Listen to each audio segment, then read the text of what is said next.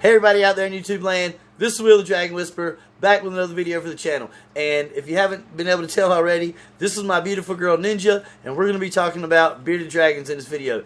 Everything you need to know about their husbandry, some hacks. I used to have 10 bearded dragons through the years. I still currently have 6, and I've rescued some. I've learned a bunch of stuff about these animals, a bunch of hacks, things that will help you guys take care of your bearded dragons. Also, big shout out to Intrepid Exotics. If you guys haven't checked out his channel, awesome videos. Tim is an amazing guy. He has a broad knowledge on a lot of species, from monitors to big reticulated pythons. I've done a video with him earlier on my channel. Check that out. It's with the big snakes. And Tim's an awesome ambassador for the hobby and for the animal kingdom. So if you haven't checked out Intrepid Exotics, please go check out his channel. Also, you guys, I'm doing my podcast again every Sunday, 9:15. We're doing beginners reptile questions. Hope to see you guys there in the podcast. So a lot of information to cover. Let's get straight into it. Let's hit the road. Roads? Where we're going, we don't need roads. In this section, we will cover bearded dragon basic info. For the purpose of this video, we're going to be talking about the central bearded dragon, or the Pagona viticeps. I'm going to put this graphic up on the screen, and this dragon comes from the area in yellow on this map. They have been banned from export for over 50 years, though, so everything we have available to us is going to be captive bred. Their lifespan is between 10 to 15 years.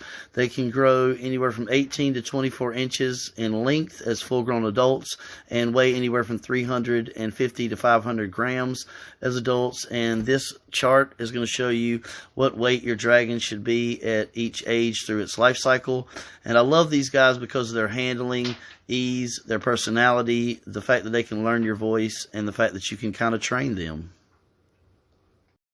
Here we're going to be talking about the common bearded dragon morphs. Hypomelanistic dragons are devoid of any dark colors or patterns and are usually lightly colored. Translucent dragons have a clear layer of translucent scales, clear nails, and usually black eyes. Zeros are devoid of color or pattern and are usually a very light gray or almost white. Whitblitz bearded dragons are also devoid of pattern, but are usually a light tan or brown. Weros are a combination of zeros and whitblitz, and usually are light gray with no pattern, but have random spots. Paradoxes are the most visually stunning and can have random spots of color of any kind anywhere on the dragon's body. Dunners have a random scale pattern and usually produce spots where normal bearded dragons would have stripes. Genetic stripe obviously has 2 notable stripes that run down the back of the dragon. Leatherbacks have a smooth back without any rough scalation on the back of the dragon, and silkies take that even one step further, where they have no spikes on the beard or the side of the dragon. And contrary to popular belief, there are no albino dragons. They are born weak or die. Bearded dragon enclosure size requirements. This is a 36 by 18 by 12. Although decorated for a crested gecko right now, this size would be perfect for a juvenile or baby dragon, or a 40-gallon breeder, although preferably the type with the double doors. But a full-grown bearded dragon needs a 4 by 2 by 18 or a 4 by 2 by 2. I have a certain opinion about people who get bearded dragons and put them in small little 20-gallon tanks or don't upgrade them when they grow, but I'm going to let one of my favorite actors tell you what I think about those people. Nobody here likes you. I saw you eating lunch alone. You're a loser. And here we'll talk about substrate and decorations. Ceramic tiles provide a great substrate for your dragon, helps wear down nails and easy cleanup, as well as cabinet liner, but just stick to the versions that do not have holes in it. If you want to use a loose substrate, walnut shell crushed is great, or a play sand and eco-earth mixture. Now, bearded dragons do have a Jacobson's organ. They do stick their tongue out to test for temperature and stuff of surfaces, but as long as your mixture is a very fine consistency and it does not clump together, you will not have issues with impaction. Dragons live on sand in the wild. If you want to have alternatives to the play sand and eco-earth, you can also use cypress mulch, but definitely steer away from reptile carpet. Dragon's claws can get stuck in this and ripped out. It is a very poor choice of substrate. When decorating your enclosure, make sure you give your bearded dragon plenty of places to hide and bask. And if you're going to use wood, especially if you get it from outside, make sure you sterilize it in the oven for at least 30 to 45 minutes at 200 degrees. And any rocks or stones, make sure you sanitize them or sterilize them with a mild chlorine bath, and make sure to rinse them thoroughly. And definitely steer away from any kind of small pea gravel or aquarium gravel that the dragons could ingest. Now let's go over the temperature parameters for bearded dragons. On the cool side of your tank, you want your ambient temperatures to be between 70 and 80 degrees. On the warm side, you want those temperatures to fall between 80 and 90 degrees. In your hot spot or basking area, you want anywhere from 95 to 105 for adults and 105 to 115 for babies and juveniles. And you really need to have one of these infrared temperature guns. Gauges are not going to tell you surface temperatures inside your enclosure. This graph shows minimum and maximum temperatures for Alice Springs, which is located right in the middle of the range of bearded dragons. And a lot of people ask me, do dragons need heat at night? And you can see right here that bearded dragons are subject to very low temperatures at night throughout the year, so they do not need supplemental heat at night. Here we'll talk about bearded dragon humidity requirements.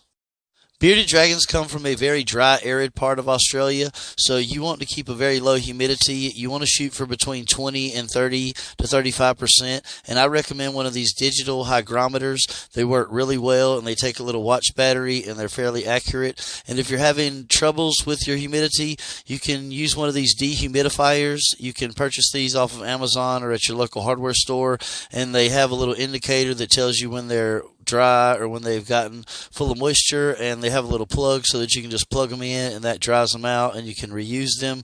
And I wanted to put this chart up that shows you guys the humidity, and as I stated earlier, this is from Alice Springs, which is located right in the central part of the bearded dragons range.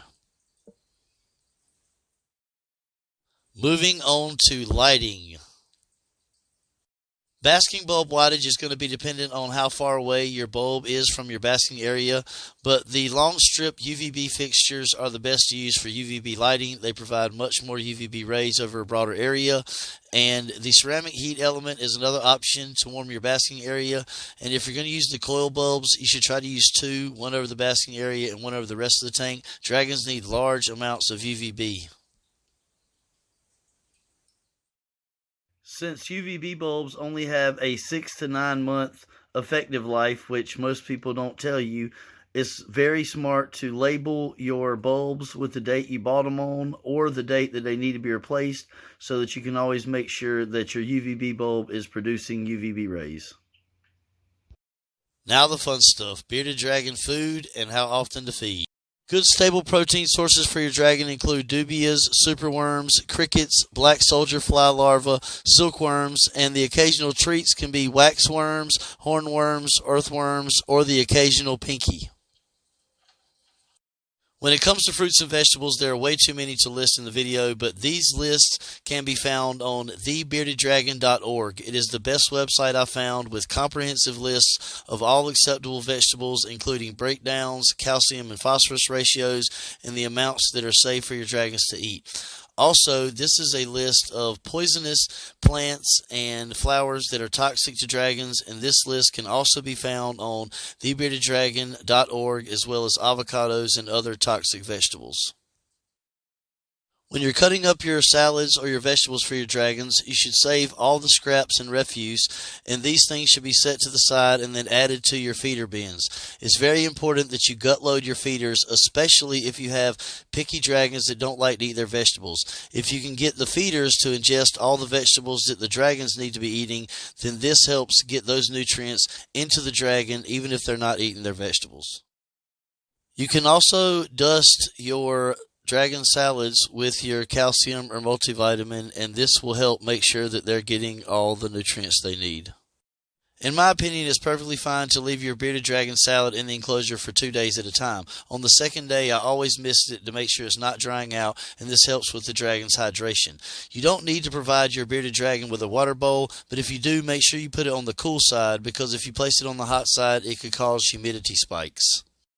When you give your dragons their protein or invertebrate feeders, make sure you use your calcium or calcium and multivitamin to dust your feeders. I use a small little deli cup like this, put the feeders in there, sprinkle the powder in, shake it up, and put it in the bowl. And also these cat and dog bowls that have a smooth side are great for putting the feeders in, because they cannot climb out and get loose in the enclosure.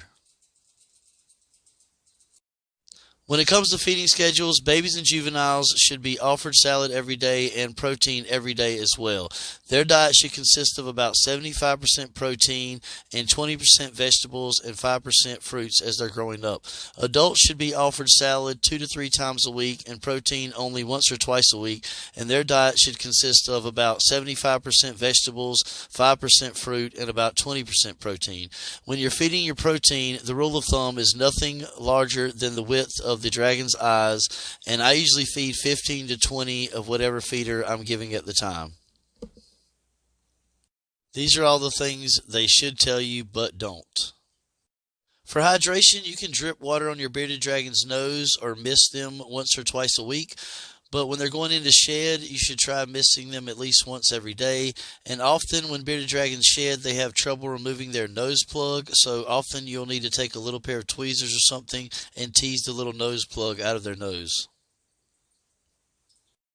Sexing bearded dragons is fairly simple, and you can see here on the male they have 2 hemipenal bulges that go up either side of the spine, and if you have a bright light you can shine it from the back side of the tail, and especially in a dark room you can really see the 2 hemipenal bulges that go for about 3/4 of an inch to an inch up either side of the spine. And if you bend the tail at the right angle, you can also see the telltale bulges on the bottom side of the tail of the male. Male dragons have femoral pores that occasionally get clogged when they drag themselves through their poop, and it's something you're going to have to keep an eye on if you have a male. You have to soak them for 15 or 20 minutes to loosen up the clog, and then you want to apply light pressure, and they don't really appreciate this process, so you have to be careful in the way you restrain them so that they can't bite you. But you want to apply firm pressure to each little pore and try to evacuate the small little wax plug that you can usually find in the tip if they're clogged up. You can see on the tip of my finger here the very small little plug that usually comes out of the end of each clogged pore. Bearded dragons need to be bathed about once a week in water that's around 95 degrees or so, and this will help loosen up any dried stool or feces that's on their underside or the bottom of their tail or legs, and this also will give them a chance to drink and get hydrated if they need it, and this will also help loosen those pores for the males that have clogged femoral pores. One of the hacks you can use to get your bearded dragons to eat their vegetables is to actually put the feeders in with the vegetables and put the feeders kind of right there on top, and usually they'll get a few when they're in the process of getting the feeders. When it comes to pros and cons of getting a male or female bearded dragon, if you get a male, you may have to deal with clogged femoral pores, and when males hit puberty around the 2-year mark, they can become very feisty and ornery for about a 2-week to 2-month period, and they can definitely be a handful when they're going through that phase. Now, females have a lot better temperament overall, but they can become egg-bound or may lay eggs even if they've never been with a male, so that's something you have to contend with, and you may have to provide them with a loose substrate or lay box even if there's not a male around. Now, bearded dragon poop is tremendously smelly, so if you have your tank in your room especially, you're going to be cleaning poop every time it happens because you're not going to want to put up with the smell. Also, tank surfing. People love to say bearded dragons tank surf all over the front of their tanks when they want to get out. This is a big myth. Bearded dragons tank surf because they have to use the bathroom. If your bearded dragon is tank surfing all the time, take him out, put him in a warm tub of water for a few minutes, and I guarantee you they'll poop every time. Also, bearded dragons are prone to going in brumation, and they can go into it at any random time. Since our summer is winter in Australia, when it's winter here, it's summer there, so some bearded dragons go into brumation in the summer, some go in the winter. They often slow down their eating. They'll go to the cold side of their habitat for long periods of time. A lot of people take their bearded dragon to the vet during this period because they don't know or they're beginner keepers. Brumation is a normal thing. You should not get alarmed unless you see your bearded dragon losing a lot of weight or having other symptoms of illness. But brumation can and will happen usually sometime during the life of the bearded dragon.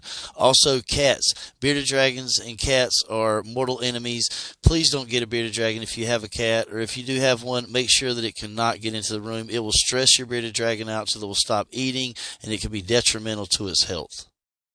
Okay, guys, once again, this is the Dragon Whisperer. Me and Ninja are signing off here. Hope you guys learned everything you need to know to take care of your bearded dragons. Smash that like button. Subscribe if you haven't already. Ring that notification bell. And I'll hope to see you guys in my future videos. This is Dragon Whisperer. I'm out.